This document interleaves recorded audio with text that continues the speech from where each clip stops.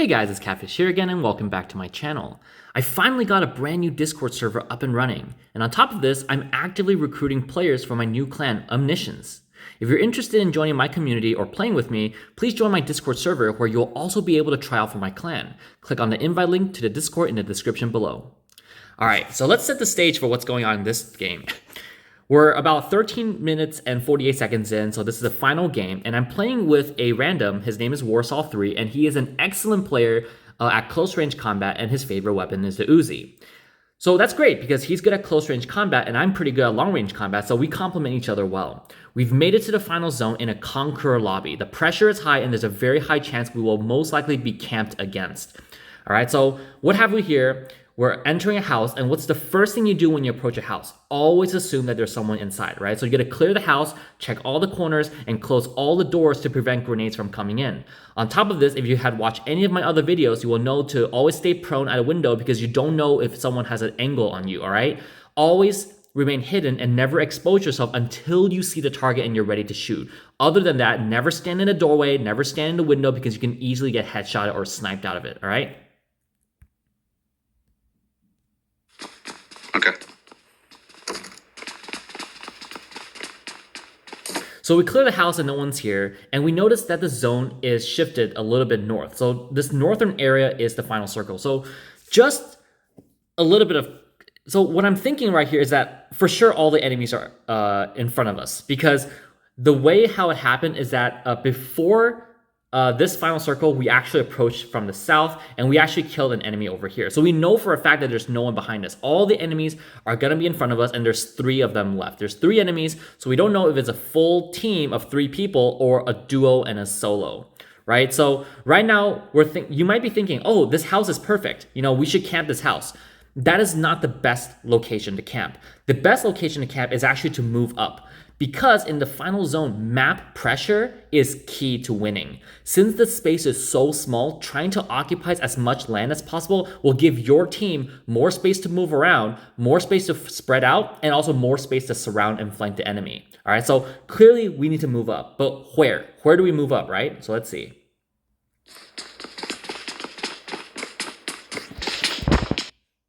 All right, let's see. Right there.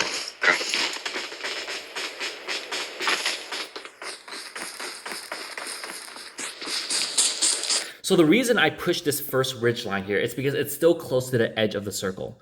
You're not giving away, you're not taking too much of a risk, but you're occupying more land than you did before. Now you know for a fact that everything below you is safe because you were able to push up until this point. So what I mean by map pressure is that now that you have all this land, you have this land to work with. However, if you had just stayed inside the house, you would have only had this much land to work with. So it's very easy to get surrounded because enemies can go here and then go here and go there, you know, north to flank you. But pushing up to where I am now allows you to have all this area here to work with. So you know that enemies can't flank you. It's harder for you to get surrounded, if that makes sense.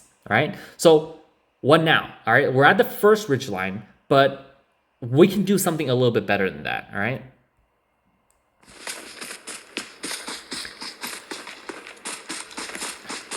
And then I see this second ridgeline. There's a second ridgeline right here. And if you're looking at this ridgeline, you have to be thinking this is an immediate red flag. And why is this a red flag? Because it's very easy for enemies to camp here and expose only their heads and shoot down on me, whereas my entire body is exposed. So if this ridgeline is a concern to you and you are the team leader, who do you think should go and push up that ridgeline? You or Warsaw? Think about it for a second.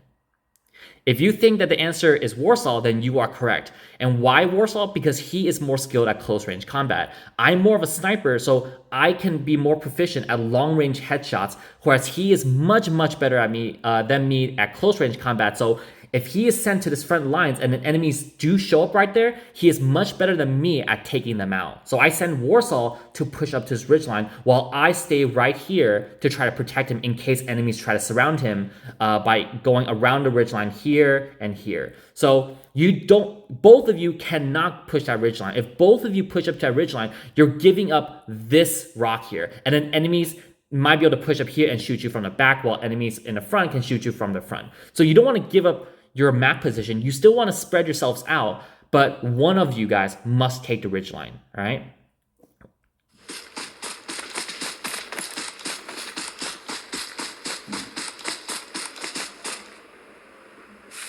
Do you want me to be here or push up? Enemies ahead! Okay. One. So as of right now, this position is very strong because where I am, I can see almost everything over here. That way, in case there was an enemy camping in Fisker Husk, I will be able to shoot him as he tries to make his way into zone. Where Warsaw is, he can see everything on the other side of that ridgeline. And so at this point, we can pretty much see the entire circle because he can see everything over here and I can see everything over here. So our position right now is very, very strong. On top of that, in case anyone tries to climb here to try to shoot Warsaw, I will be able to knock them back, if that makes sense. Oh, I think I tapped on something I shouldn't have. Okay, well, no worries. I was right here. One Molly. 7? How do you even get those? Oh, what we were talking about is I asked Warsaw how many grenades he has, and he said he has 1 Molly, and I told him I had 7 total grenades. And he asked me how did I get those, because I picked up a lot of grenades throughout the game. The reason I'm asking him this is because I was wondering, in case it became a camping game, I wanted to know how many grenades he can throw out and how many grenades I can throw out. Oh, okay. But still, you need to get the loot, right? Yeah.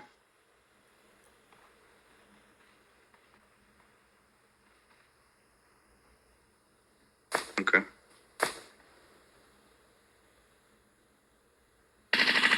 Oh my God! He's behind. Oh, that's.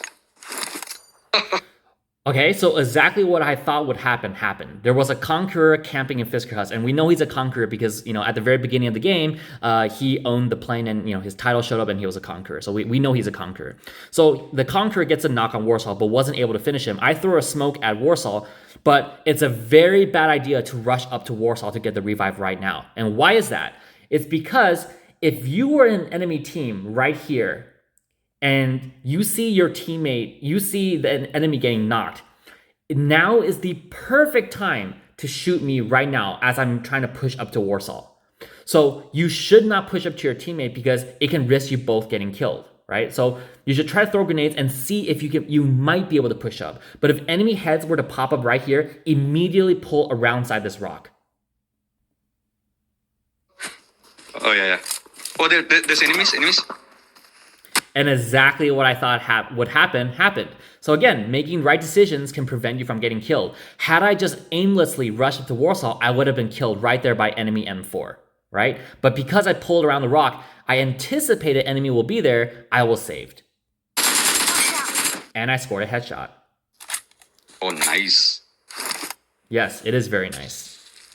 Oh, yeah, really good. I cannot push up to Warsaw yet because I don't know where his teammate is. Most likely because there's the enemy there, his teammate is right behind him.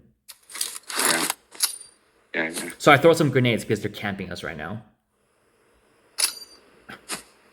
Okay, he's right before me. I can hear footsteps. Let me go and see where he is, okay? I'm gonna die anyway. Okay.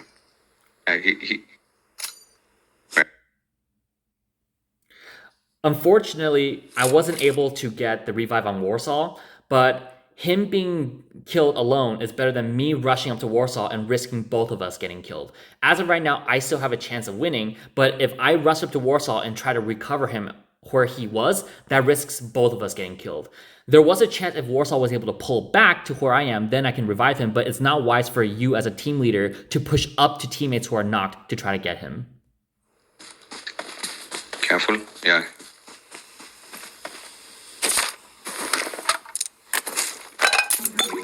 He's probably behind the tree. Okay.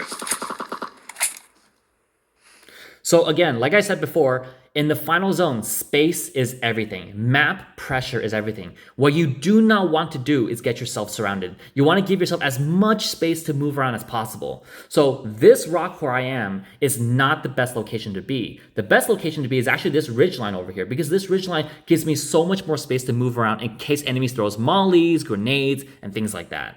And it also gives me an opportunity to move around and see if I can find an angle on the enemy. Is he a snake? Okay, he got revived. Okay. Oh yeah, there's Molly. Oh yeah, this should be a good angle. Yeah. Yeah. Yeah, probably. We're in the zone though, that's good. Yeah. Yeah, they're gonna come now. I think the enemy will push up to this rock in front of me because that is the only cover that allows enemies to shoot while crouching. Obviously, you can prone in the grass, but when you're prone in the grass, you can't really see much in front of you. Crouching provides you much better visibility. So I think because that rock is the final cover in this, in the final circle, I think both the enemies will push up to that point. Had I had more grenades, I would have thrown all of it at that rock.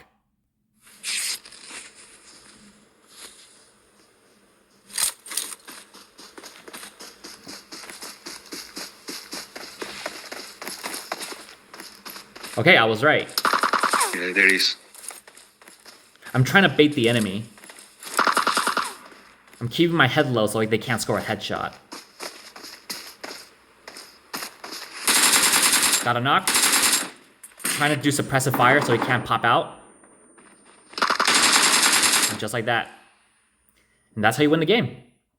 Anyways, I hope you found this useful. If you liked it, give it a thumbs up. And if you hated it, please let me know why We are down in the number comments. one. And as usual, I'll catch you next time.